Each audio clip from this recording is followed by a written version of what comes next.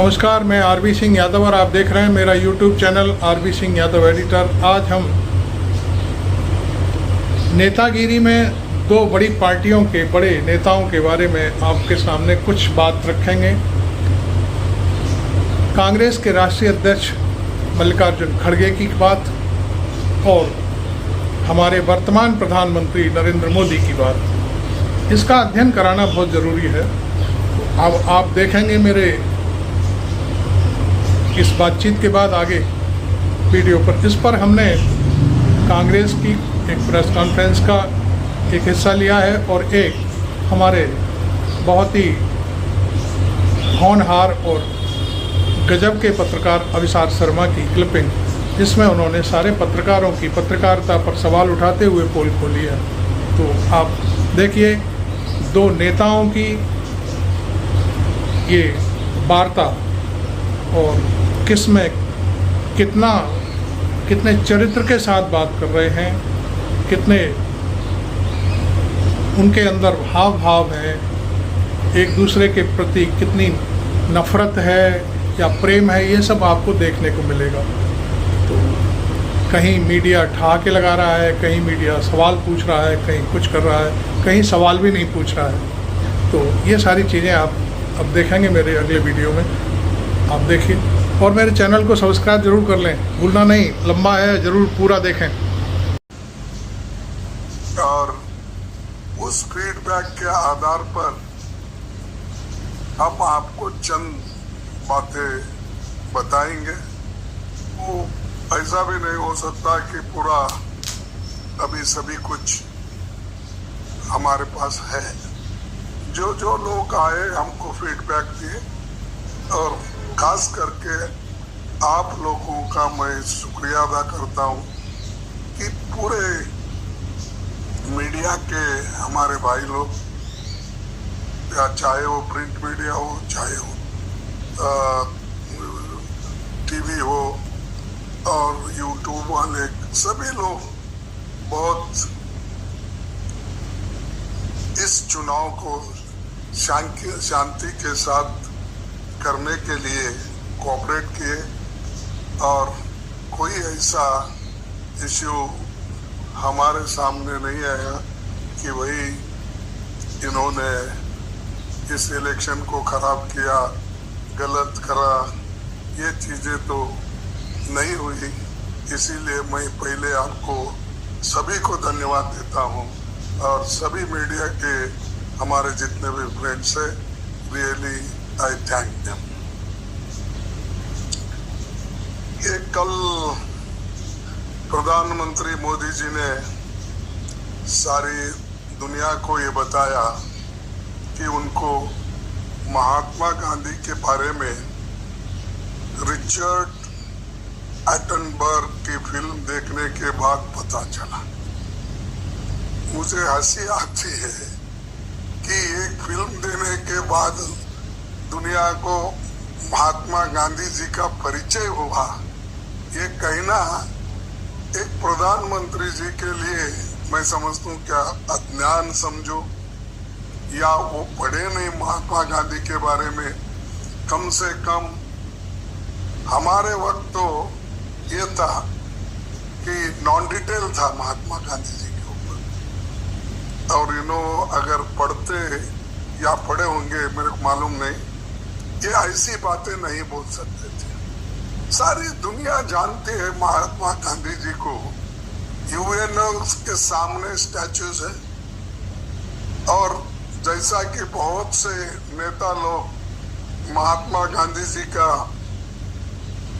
गुणगान करके कम से कम 80-90 देशों में उनकी स्टैचू है। यूएनए से लेकर हर जगह, हर कंट्री में जहाँ पर भी जद्दोजहद हो गई है और जो अहिंसा के आधार पर जो लोग आज़ादी पाए, उन लोगों को सबको मालूम है। लेकिन किस वजह से हमारे देश के प्रधानमंत्री ये बात कही, ये मुझे बहुत आश्चर्य लग रहा है। और ऐसा ही हो सकता है जैसा महात्मा गांधी जी जो काम किए, जो कहे, उसके बारे में पता नहीं है, तो मैं समझता हूँ संविधान के बारे में भी उनको पता नहीं होगा, नहीं तो ऐसा बातें बोलते नहीं थे।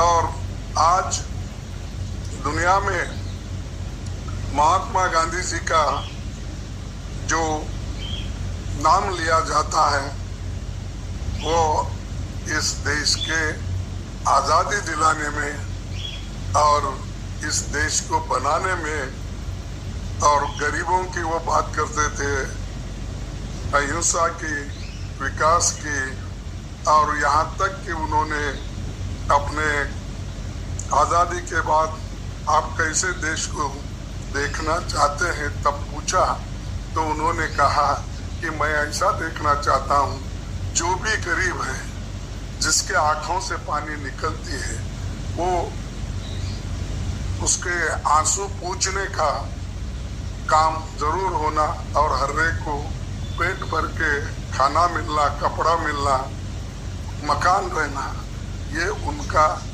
एक स्वराज की कल्पना थी और स्वराज के लिए वो लड़े लाए। इसीलिए हम उनको नमन करते हैं। और जो लोग मोदी जी या और कोई भी बीजेपी में है, उनको अगर ये वो इग्नोरेंट है, तो मैं यही करूँगा कि कम से कम अब तो वो जरा फुर्सत मिलती है 4 तारीख के बाद, जून 4 तारीख के बाद, जब फुर्सत मिले तो उनकी ऑटोबायोग्राफी और उसके बाद ट्रुथ क्या है अपना एक एक्सपेरिमेंट ऑन ट्रुथ, तो विथ ट्रुथ। सो ये जो नॉन डिटेल्स थे हमको पहले, तो कम से कम वो पढ़ ले के ठीक ठाक से गांधीयन हो जाए, ये हमारी अपेक्षा है। सिर्फ विवेकानंद के इस पे जाके बैठने से या समंदर में डुबकी मारने से या गंगा में डुबकी मारने से ये ज्ञान नहीं आता, इसको पढ़ना भी पड़ता है, सोचना भी पड़ता है। इसीलिए मैं आपके सामने उनके बड़े जो विचार रखे उन्होंने देश के सामने, ये बताना चाहता हूँ। और हम हमेशा जो गांधी जी अहिंसा की पॉलिटिक्स करते थे, उन्होंने कभी भी नफरत की पॉलिटिक्स नहीं की। अभी आप सुन रहे थे कांग्रेस के अध्यक्ष मल्लिकार्जुन खड़गे साहब को। उन्होंने 2-3 बातें कही। एक बात तो उन्होंने कही कि महात्मा गांधी के बारे में जो नरेंद्र मोदी ने अनर्गल विचार व्यक्त किया है वो गलत है, वो महात्मा गांधी के बारे में कुछ भी नहीं जानते। उन्होंने तमाम उदाहरण दिए कि यूनाइटेड नेशंस के सामने जो सभी देशों का संगठन है, वहाँ महात्मा गांधी की स्टैचू लगी हुई है। उन्होंने कहा ये बहुत हल्की बात कर दी है उन्होंने कि एक फिल्म के जरिए महात्मा गांधी की पहचान हुई है। उसके बाद उन्होंने कहा कि महात्मा गांधी की विचारधारा समंदर में डुबकी लगाने से, और जो स्वामी विवेकानंद हैं उनके जहाँ पर उन्होंने ध्यान किया था उस जगह पर बैठने से कुछ नहीं होने वाला। इन सब चीज़ों को पढ़ने के लिए उनको पढ़ना पड़ेगा। यदि वो नहीं पढ़ना चाहते हैं तो उनकी मर्जी है, लेकिन उन्होंने इस तरह से जो महात्मा गांधी पर व्यंग कसा है उसे हम बिल्कुल अस्वीकार करते हैं। तो ये आप सुन रहे थे अभी उनकी पूरी प्रेस कॉन्फ्रेंस थी, और प्रेस कॉन्फ्रेंस के बीच में हमने ये पुट लिया था आपके लिए कि कांग्रेस इस बारे में क्या सोचती है। झूठ मत बोलिए, अगर खुद ही सफाई दे रही है, झूठ मुझे बोलने तो दीजिए। अब जाहिर सी बात है, रागिनी नायक विपक्ष में है तो आपका कुछ बिगाड़ नहीं सकती, इसलिए आप इस तरह की भाषा का इस्तेमाल कर सकते हैं। रागिनी नायक ने एक बहुत ही सरल सा सवाल पूछा था कि क्या आपने प्रधानमंत्री से सवाल पूछा कि पिछले 10 सालों में आपने प्रेस कॉन्फ्रेंस किया कि नहीं? रविसार शर्मा तो इसमें इतरा के पापा की परी कहती हैं, हाँ हमने सवाल पूछा। दिलचस्प बात यह है दोस्तों, और इसका जिक्र मैं पहले अपने कार्यक्रम में कर चुका हूं, जिस अंदाज में सवाल पूछा गया था कि आपने पिछले 10 सालों में प्रेस कॉन्फ्रेंस क्यों नहीं किया, वो चाटुकारिता की सबसे शर्मनाक मिसाल है। और उससे भी अजीबोगरीब मिसाल है प्रधानमंत्री का जवाब, जिस पर पलटकर सवाल होना चाहिए था मगर वो सवाल नहीं किया गया। देखिए कल के इस कार्यक्रम का ये वायरल क्लिप, जिसमें पापा की परी ये बताती कि हमने प्रधानमंत्री से यह सवाल किया था, मगर ये सवाल किस तरह से किया गया था आप खुद देखिए। आप ही के चैनल के जो कि सफेद को काला करने का काम करते हैं, उन्होंने बताया एक ट्वीट के जरिए कि 73 इंटरव्यू मोदी जी के हुए। वो 73 पत्रकार जो इंटरव्यू ले रहे थे या कुछ ग्रुप में भी ले रहे थे, उनमें से कितनों ने मोदी जी से पूछा कि 10 साल में आपने एक प्रेस वार्ता क्यों नहीं की मोदी जी? हमने तो पूछा, बात करना चाहते थे, हमने आपने पूछा। क्यों नहीं की? आपको सुना देते हैं, जब आज तक ने ये प्रश्न प्रधानमंत्री के सामने रखा था, ताकि आगे आप ये फैक्चुअली इनकरेक्ट बात कभी ना बोले। सुनिए सर, जब आप गुजरात के मुख्यमंत्री थे, आप कई मर्तबा आपका इंटरव्यू करने का मौका हम लोगों को दिया करते थे। अब जब आप प्राइम मिनिस्टर बने हैं तो आप प्रेस कॉन्फ्रेंस नहीं करते और इंटरव्यू करने का मौका भी कम मिलता है। तो लोग ये पूछते हैं कि जो मोदी जी हर तरह के सवाल का जवाब दे सकते हैं, तो आखिरकार प्रेस कॉन्फ्रेंस या इंटरव्यू क्यों नहीं करते? आप बताइए दोस्तों, क्या ये सवाल बगैर चाटुकारिता के नहीं हो सकता था? क्या ये सवाल नहीं किया जाना चाहिए था कि जब पूर्व प्रधानमंत्री मनमोहन सिंह सत्ता में थे, तब उन्होंने न जाने कितने प्रेस कॉन्फ्रेंसेस किए? और क्या आप जानते हैं इसके जवाब में प्रधानमंत्री ने क्या कहा था? इसके जवाब में प्रधानमंत्री मोदी ने कहा था कि मैं प्रेस कॉन्फ्रेंस इसलिए नहीं करता हूं क्योंकि मैं अपनी बात डायरेक्टली जनता तक पहुंचाता हूं। फिर वो आगे ये भी कहते हैं कि आजकल की जो पत्रकारिता है वो निष्पक्ष नहीं है। जैसे आप जो मेरे सामने बैठे हुए हैं, सामने जो एंकर बैठा हुआ था उसका नाम राहुल था, तो राहुल अपने सोशल मीडिया हैंडल पर हमेशा मेरे पक्ष में बोलता है, तो मैं जानता हूं राहुल कौन है।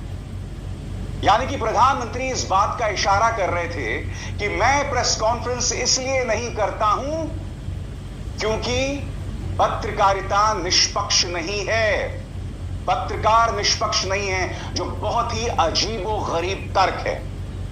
कायदे से इन पत्रकारों को पलटकर यह सवाल पूछना चाहिए था प्रधानमंत्री, 2014 से पहले भाजपा का जो मुखपत्र था पांचजन्य ऑर्गेनाइजर, ये तमाम संस्थाओं को प्रधानमंत्री मनमोहन सिंह की प्रेस कॉन्फ्रेंस में बुलाया जाता था। भाजपा के जो करीबी संस्थान थे या न्यूज चैनल्स थे, वो लोग मनमोहन सिंह की प्रेस कॉन्फ्रेंस में जाया करते थे। यही नहीं, इंडिया टीवी, और आप जानते हैं इंडिया टीवी के मालिक कौन है? रजत शर्मा। आप ये भी जानते हैं कि रजत शर्मा भाजपा के कितने करीबी रहे हैं। इंडिया टीवी को भी मनमोहन सिंह की प्रेस कॉन्फ्रेंसेस में बुलाया जाता था। और आपको याद होगा हाल ही में जब रजत शर्मा ने प्रधानमंत्री का इंटरव्यू किया था, तो चाटुकारिता की शर्मनाक मिसाल पेश की थी। एक शादी का निमंत्रण पढ़ने लगे थे प्रधानमंत्री नरेंद्र मोदी के गुणगान में। वो क्लिप आपको याद है कि नहीं? देखिए शर्मनाक पत्रकारिता की मिसाल। इन्होंने जैसे शादी का कार्ड छापते ऐसे शादी का प्रोग्राम छापा है। इन्होंने लिखा 1 जून को मेहंदी और 2 को केजरीवाल की विदाई,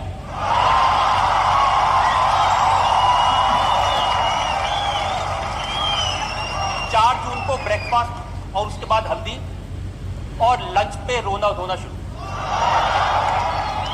3 बजे ईवीएम की डोली में वापसी, 5 बजे विपक्ष की विदाई, 6 बजे विदाई का रोना और 7 बजे पप्पू जाएंगे इटली।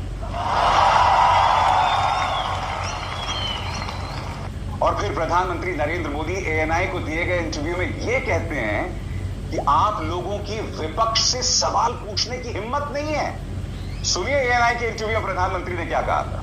मीडिया वाले रिसर्च करें कि भाई सरकार के लिए क्या सवाल पूछने चाहिए, प्रधानमंत्री को क्या सवाल पूछना चाहिए। जो कूड़ा कचरा फेंक रहा है उसको पूछो ना, भाई तुम ये जो कह रहे इसका सबूत क्या है, कानून नियम क्या है, उसको पूछो ना। उसकी आपकी हिम्मत नहीं है। दोस्तों, मुद्दा सिर्फ आज तक की इस पापा की परी का नहीं है। इसी चैनल की जितनी भी पापा की परियां हैं, वो सिर्फ और सिर्फ विपक्ष से भिड़ती रहती हैं, जबकि आप जानते हैं सत्ता में कौन है? बीजेपी है। जवाबदेही किसकी है? बीजेपी की है।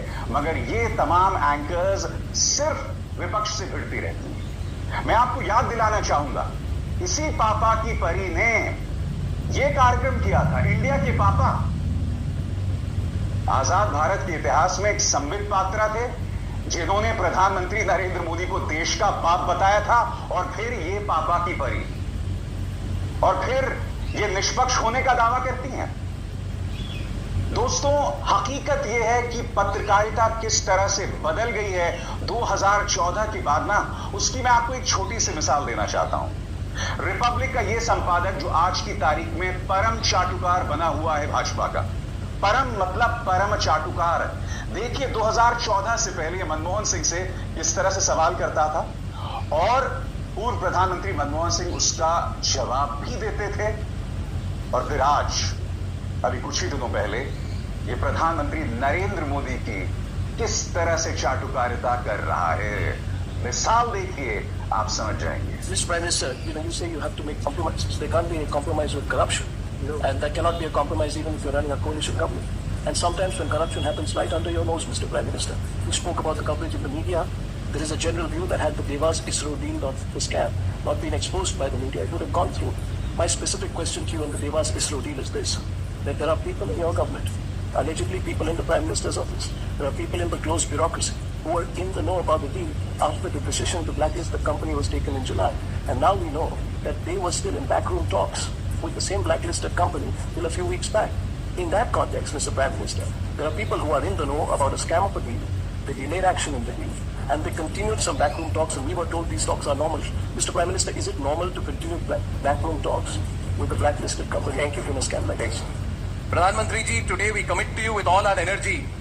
We will work to make your vision what you have shared with us.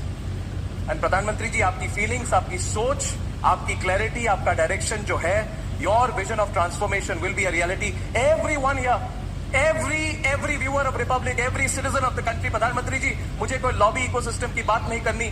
मैं तो मानता हूं कि देश की जनता आपके साथ है। प्रधानमंत्री जी, आज इस मंच से आपसे हम वादा करते हैं कि हमारी भी रिपब्लिक मीडिया नेटवर्क की पूरी लगन से, पूरे कमिटमेंट के साथ आपके विजन के दिशा में हम अपने प्रयास भी जोड़ेंगे। तो देखा आपने, इसी से पता चल जाता है कि भारतीय पत्रकारिता की क्या हालत है। अब आप समझे कि पापा की परियां आखिर प्रधानमंत्री से क्यों कहती हैं कि आप टॉनिक कौन सा पीते हैं। अब आप समझे वो पापा की परियां जो भाजपा की प्रवक्ता बनी हुई हैं, उनकी जिंदगी का सिर्फ एकमात्र लक्ष्य है कि बनारस की किसी सीट से विधायक का चुनाव लड़ने का मौका मिल जाए, कुछ और नहीं तो भाजपा की तरफ से मैं पार्षद का चुनाव ही लड़ लूं। क्योंकि उनके पतियों की दास्तानें इतनी अजीबोगरीब हैं जिसे आप सुनेंगे तो आप शर्मिंदा हो जाएंगे। इनमें से कई ऐसी पापा की परियां हैं जिनका समानांतर तौर पर बिजनेस चल रहा है, और इस बिजनेस के लिए इन्हें कथित तौर पर भाजपा की मदद मिली है। ये वो तमाम पापा की परियां हैं जो जानती हैं इन्हें अपने गिरबान में झांकने की जरूरत है कि तुम रागिनी नायक या कांग्रेस के नेताओं पर तो चढ़ते हो, या आखिर क्यों भाजपा से इस तेवर में सवाल नहीं कर पाते हैं। मैं आपसे सवाल पूछना चाहता हूं, जिस अंदाज में रागिनी नायक को झूठा और न जाने किन किन शब्दों से नवाजा गया था, क्या कभी इस तरह से ये लोग भाजपा के किसी नेता के साथ भिड़ते हैं? कभी भिड़ते हुए देखा है? सवाल ही नहीं है। इनफैक्ट मैंने ऐसे कई क्लिप्स देखे हैं जहां पर जनता जब सवाल पूछ रही होती है तो उन्हें काट दिया जाता है। ये पत्रकार जनता से भिड़ जाते हैं जब जनता सत्ता पक्ष से सवाल कर रहे होते हैं। ये हालत हो गई है इनकी पत्रकारिता की। इसीलिए इस गोदी मीडिया में विश्वास नहीं किया जा सकता, और इसीलिए मैं बार बार आपसे कहता हूं, लगातार आपसे कहता हूं कि जो पूरी व्यवस्था है, पूरा जो प्रचार तंत्र है, वो विपक्ष के खिलाफ है। क्योंकि ये मीडिया जो भारत के 99% घरों तक पहुंचता है, वो पूरी तरह से भाजपा की नौकरी बजा रहा है, उनके सामने नतमस्तक है, उनसे सवाल तक नहीं करता है। दोस्तों, मैं नहीं भूला हूं कि आज तक न्यूज चैनल के उसी इंटरव्यू में प्रधानमंत्री नरेंद्र मोदी ने कहा था कि कौन राहुल, जब राहुल गांधी की चर्चा हुई थी, तब गब्बर सिंह की सेना की तरह वो चारों ठहाके मार रहे थे। याद है कि नहीं आपको? फिर से देखिए। राहुल ने सर जो ये अमीरी गरीबी की बात की, कौन राहुल? हमारे वाले राहुल। तो वो आपके वाले नहीं है।